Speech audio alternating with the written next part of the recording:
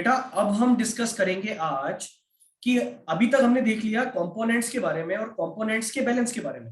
Current account भी देख लिया हमने, उसका बैलेंस भी देख लिया, कैपिटल अकाउंट भी देख लिया, उसका बैलेंस भी देख लिया।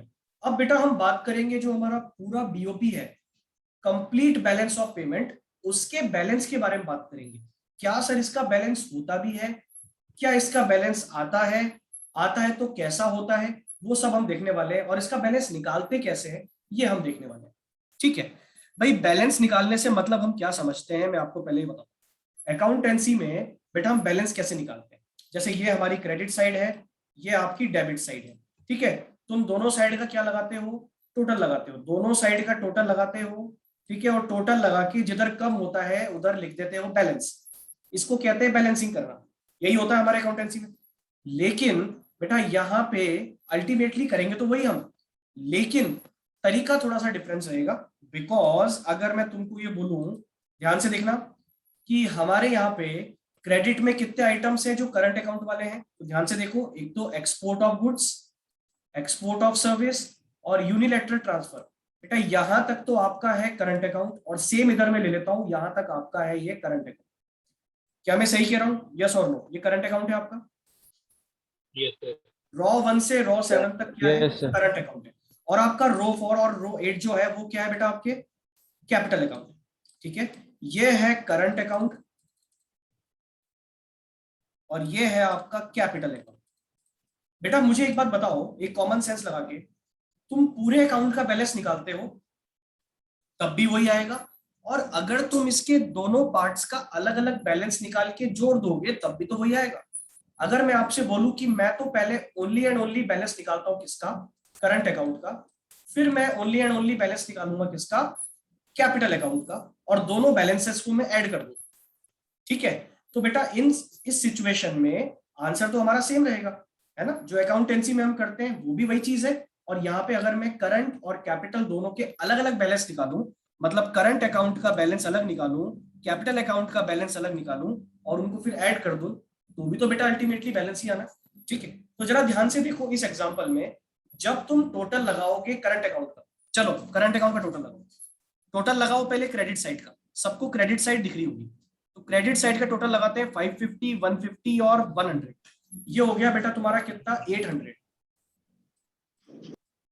और बेटा ये क्या है आपका 800 का इनफ्लो, इतनी फॉरेन करेंसी आपके पास आई है ऐसा मान लेते हैं। अब तो जरा तुम देखो डेबिट साइड का टोटल लगा के, और बेटा डेबिट साइड का कितना आता है, डेबिट साइड का आपका आता है 930 जब आप लगा रहे हो, यही आ रहा है। मुझे ये बताओ अगर तुम बैलेंसिंग करते हो तो बैलेंसिंग फिगर कितना आ रहा है इसका, 130। 130। मुझे कौन बताएगा, जरा सोच समझ के लॉजिक से बताना, ये जो 130 है ये आपका करंट अकाउंट का सरप्लस है या करंट अकाउंट का डेफिसिट है? सोच समझ के आंसर दे। एक आंसर आया डेफिसिट, और बताओ। डेफिसिट। एक और आंसर आया डेफिसिट, और अरे बेटा ज्यादा क्या है, दोनों में से ज्यादा क्या है, इनफ्लो ज्यादा है या आउटफ्लो ज्यादा है? आंसर दो मेरे को, ज्यादा क्या है? आउटफ्लो।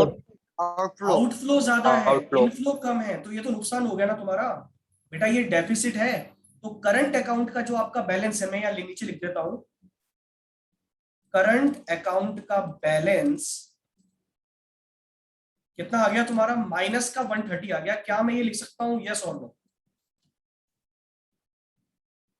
Yes sir. ठीक है, यस सर। ये आपका करंट अकाउंट डेफिसिट है जिसको हम सीएडी बोलते हैं, सीएडी सर्किल नहीं, सीएडी है ना, करंट अकाउंट डेफिसिट। अच्छा, अब जरा चेक करो आपके कैपिटल अकाउंट का बैलेंस क्या आता है। कैपिटल अकाउंट का टोटल रहेगा 270। बेटा बैलेंसिंग फिगर किधर आएगा, डेबिट साइड में आएगा या क्रेडिट साइड में आएगा? Surplus side. डेबिट साइड में आएगा, मतलब ये आपका आएगा 130। मुझे बताओ ये करंट सॉरी कैपिटल अकाउंट का सरप्लस है या कैपिटल अकाउंट का डेफिसिट है? सरप्लस। बच्चों ये आपके कैपिटल अकाउंट का सरप्लस है, क्योंकि देखो इनफ्लो ज्यादा है, ये इनफ्लो है ना 200, आउटफ्लो कम है।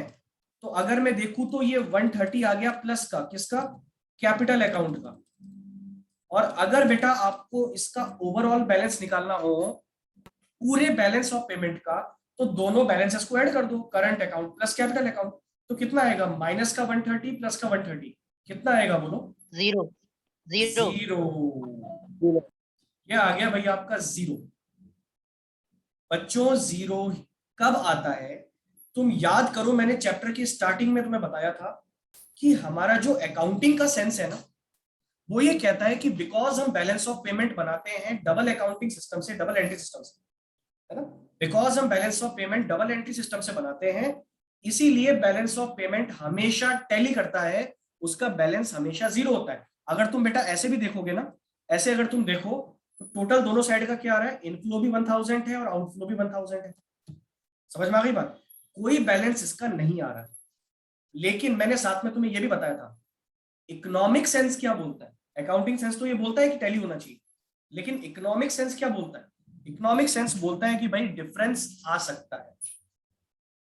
समझ में आ रही बात? डिफरेंस आ सकता है। अच्छा, एक छोटी सी बात और मैं तुम्हें बता दूं यहाँ पे, वैसे तो हम जानते हैं ये दो ही कंपोनेंट होते हैं, एक तो होता है बेटा कैपिटल अकाउंट और एक होता है करंट अकाउंट। लेकिन ये एक छोटा सा आइटम और होता है जिसको हम कहते हैं एरर्स एंड ओमिशंस। ये कुछ भी नहीं है, ये तब होता है बेटा जब आपके करंट अकाउंट का बैलेंस निकाल चुके हो, कैपिटल अकाउंट का बैलेंस निकाल चुके हो, उसके बाद आपको अपनी कोई गलती पता लगती है ना, कि यार ये गलती हो गई, ये आइटम छूट गया या फिर कुछ हो गया, एरर्स या ओमिशंस कुछ हो गए, तो उसको फिर आप शो करने के लिए अलग से दिखा सकते हो यहाँ पे। तो ये एरर ओमिशन होते हैं।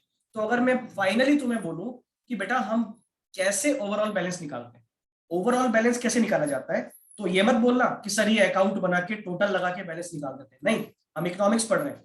यहाँ पे हम बोलेंगे कि बैलेंस कैसे निकलता है, इसके तीनों कंपोनेंट्स को ऐड करके। कौन कौन से बेटा? करंट अकाउंट का बैलेंस प्लस कैपिटल अकाउंट का balance plus errors and omissions. ठीक है, ये ध्यान रखना, जब इन तीनों को आप ऐड कर देते हो तो आपको मिलता है ओवरऑल बैलेंस। और मुझे बताओ, ओवरऑल बैलेंस जो है वो जीरो कब होता है, किस सेंस के अकॉर्डिंग होता है? सर जब बैलेंस इक्वल हो। अकाउंटिंग सेंस के अकॉर्डिंग होता है। मैंने क्या बोला? अकाउंटिंग सेंस के अकॉर्डिंग आपका ओवरऑल बैलेंस क्या आ जाएगा? जीरो। और बेटा ये पक्के तौर पे होगा, तुम्हें पता है कैसे? बिकॉज ये पक्का है कि करंट अकाउंट में अगर क्या आता है, डेफिसिट, तो कैपिटल अकाउंट में आपके सेम उतने अमाउंट का क्या आ जाएगा, सरप्लस। और ये पक्का है कि अगर करंट अकाउंट में आ जाता है सरप्लस, तो कैपिटल में आ जाएगा डेफिसिट, एक प्लस आएगा एक माइनस आएगा। अच्छा, सेम अमाउंट का भले ना हो, लेकिन ये तो पक्का है कि एक प्लस होगा एक माइनस होगा, एक में डेफिसिट आएगा और एक में सरप्लस आएगा, ये बात पक्की है ना?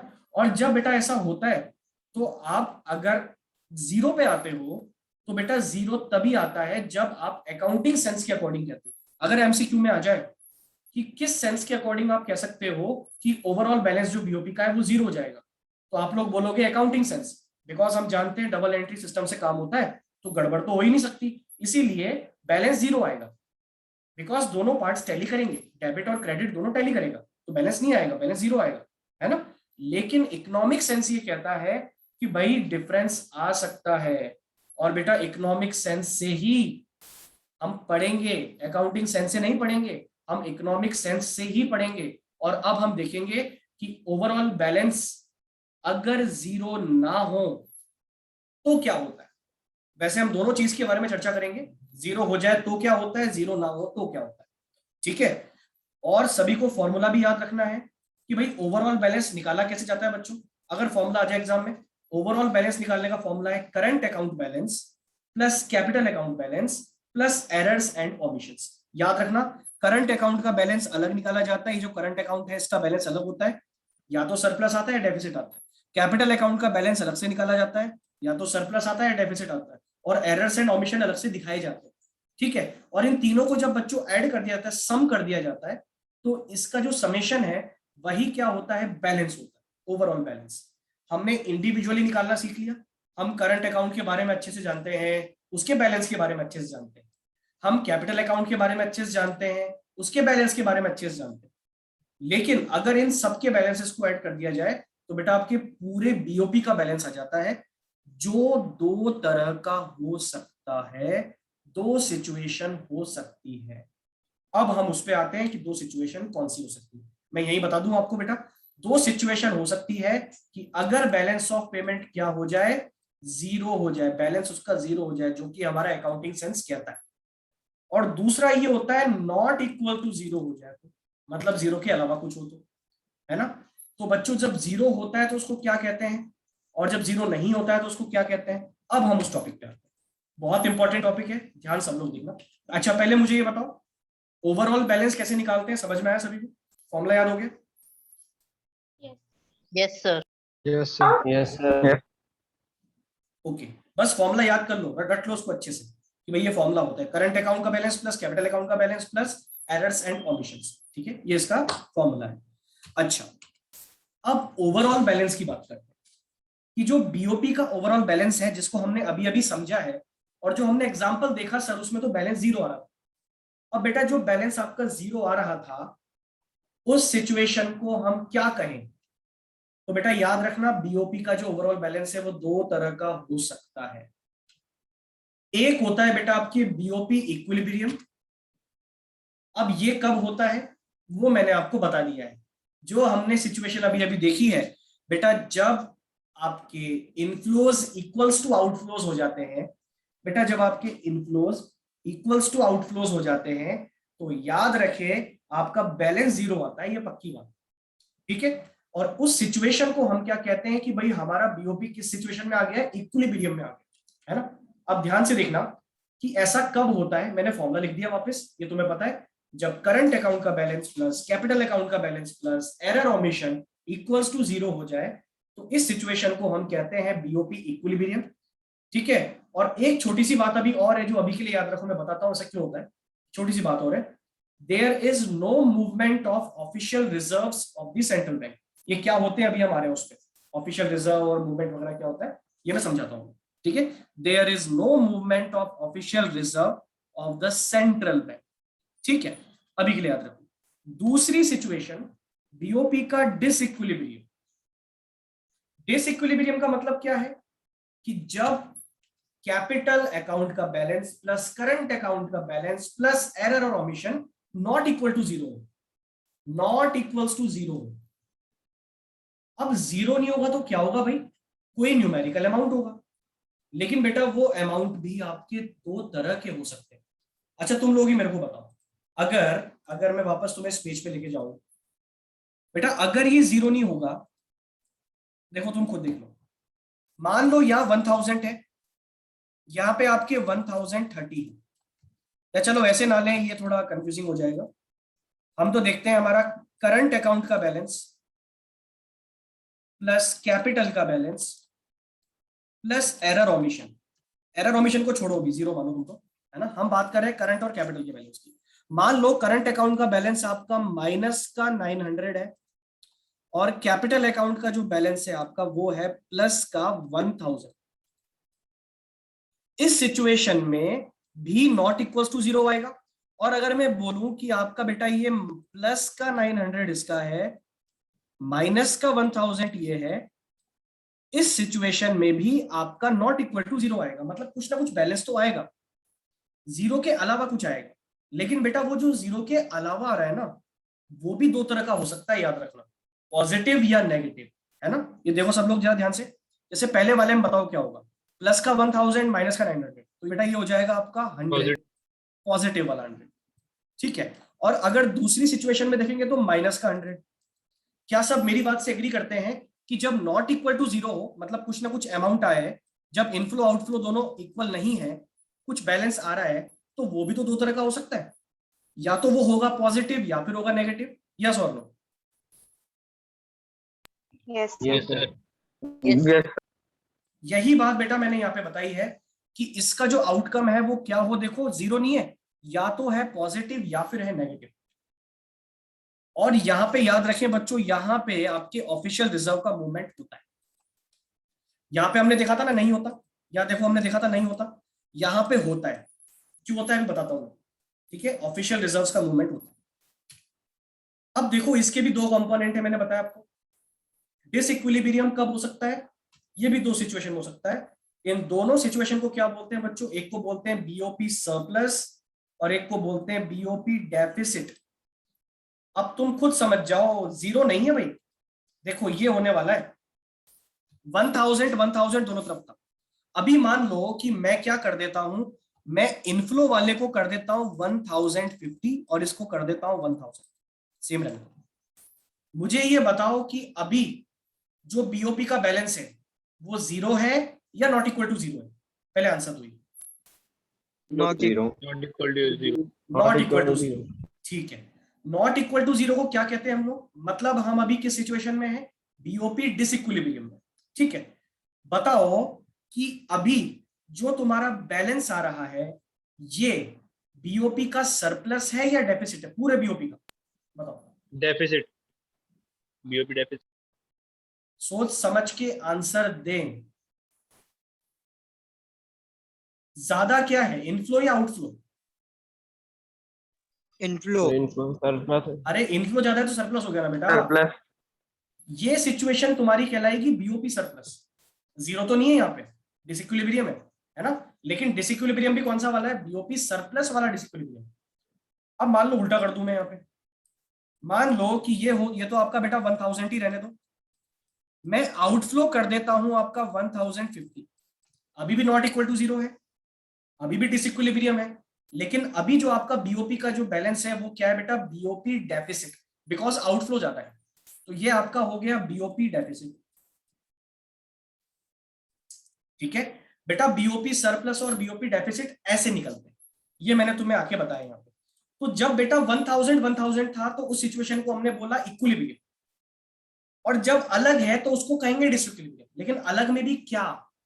अलग में भी दो रिजल्ट हो सकते हैं, या तो वो क्या होगा बच्चों, अब सभी को लर्न हो जाना चाहिए, या तो वो होगा बीओपी सरप्लस या फिर वो होगा आपका बीओपी डेफिसिट, ठीक है। बीओपी सरप्लस होने से क्या होता है और डेफिसिट होने से क्या होता है, ठीक है। पहले तो सरप्लस की बात करते हैं। बीओपी सरप्लस का मतलब है positive balance of above formula. ये जो आपका फॉर्मूला है ना बेटा ऊपर, ये जो हमने पढ़ा है, इससे जो बैलेंस आएगा वो कैसा आएगा? पॉजिटिव बैलेंस आएगा, ठीक है। और डेफिसिट कब होता है? जब हमने जो ऊपर फॉर्मूला पढ़ा उसका नेगेटिव बैलेंस आता है।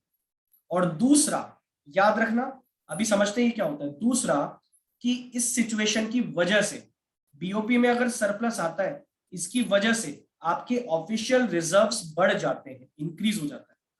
यहां पे अगर तुम देखोगे बीओपी इक्विलिब्रियम में तो ऑफिशियल रिजर्व में कोई भी चेंज नहीं था।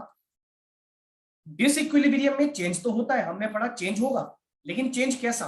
तो सरप्लस जब होता है तो चेंज कैसा वाला होता है कि ऑफिशियल रिजर्व आपके बढ़ जाते हैं, है ना। और जब बेटा डेफिसिट हो तब यही रिजर्व आपके कम हो जाते हैं, ठीक है। जरा डेफिसिट पढ़ लो एक बार। बीओपी डेफिसिट में नेगेटिव बैलेंस होता है ऑफ अबव फॉर्मूला, ठीक है। इस फॉर्मूले से जो बैलेंस आएगा वो नेगेटिव आएगा, और it leads to decrease in official reserve. Official reserves में डिक्रीज हो जाता है, ठीक है। अभी तक मैंने आपको ये बताया बच्चों एक एग्जांपल देके कि पूरे बीओपी का बैलेंस कैसे निकालते हैं। करंट अकाउंट का अलग निकालते हैं, कैपिटल का अलग निकालते हैं, एरर ओमिशंस को ऐड करते हैं। जब तीनों बैलेंसेस को ऐड किया जाता है तो या तो आउटकम होता है 0, जिसको हम कह देते हैं बीओपी इक्विलिब्रियम। ये अकाउंटिंग सेंस में हो सकता है, रियल लाइफ में पॉसिबल नहीं है, ठीक है। और दूसरी सिचुएशन है जिसको कहते हैं बीओपी डिसइक्विलिब्रियम। ये इकोनॉमिक सेंस में होता है, जहां पे आपका जो बैलेंस है वो आएगा, कुछ ना कुछ आएगा। भाई एक्सपोर्ट इंपोर्ट इक्वल नहीं हो सकता है कम ज्यादा हो, इसीलिए यहाँ पे कम ज्यादा होगा।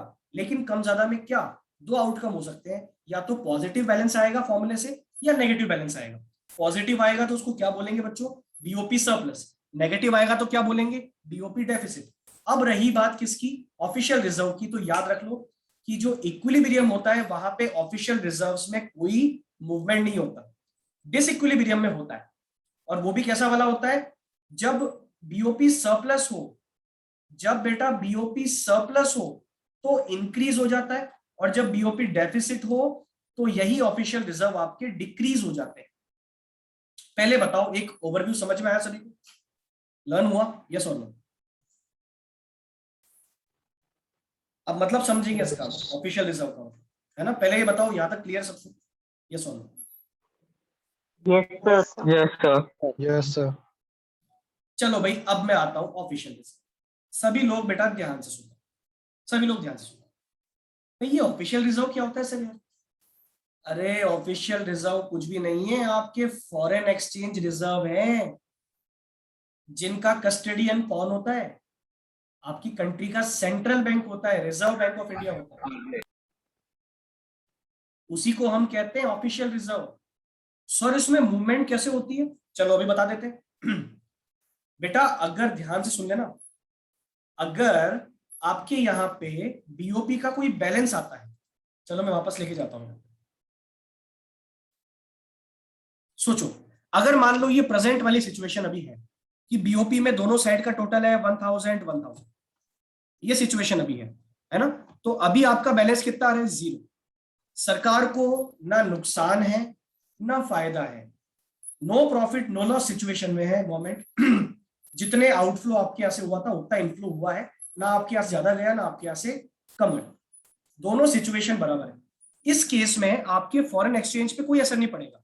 लेकिन बेटा जो दूसरी सिचुएशन है, अगर मान लो बैलेंस आ जाता है, अगर मान लो ये हो जाता है कि यहाँ पे मैं लिख दूं, ये तो हो गया आपका 1000 ही रहने दो, यहां ले लिया मैंने 1050।